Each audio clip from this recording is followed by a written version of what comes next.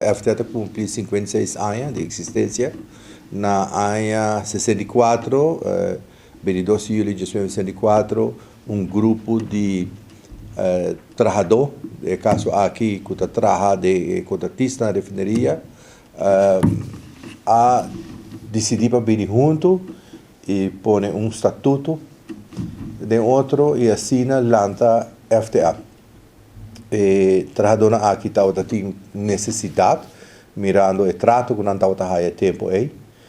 principalmente tem trabalhadores de ACI e também é um rol mais grande que o Wake Maduro é o primeiro presidente de FTA também, pero tem junto com o Wake o Rufo de Cuba e Rosendo Colina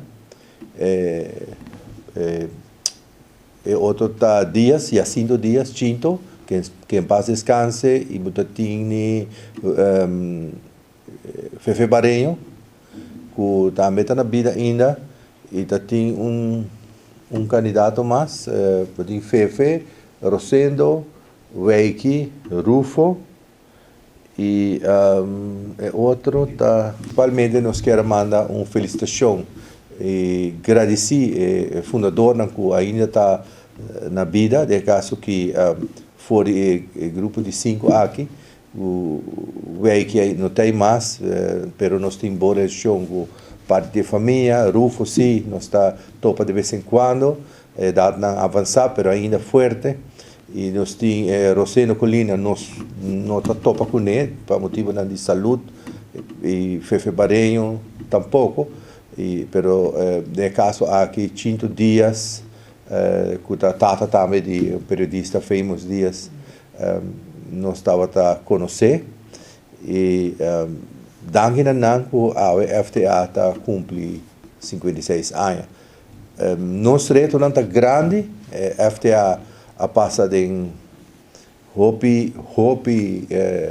temporada de luta,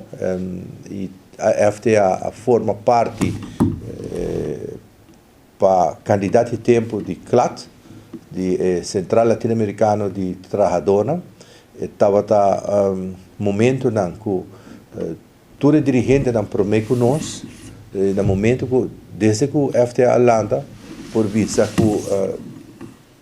FTA vai carregar para o dirigente de CLAT. Essa ajuda a Hope, para sobre a CLAT está a conhecer universidade de trabalhadores da América Latina, que é UTAL, que ainda está a existir, pero não mesmo forte maneira antes.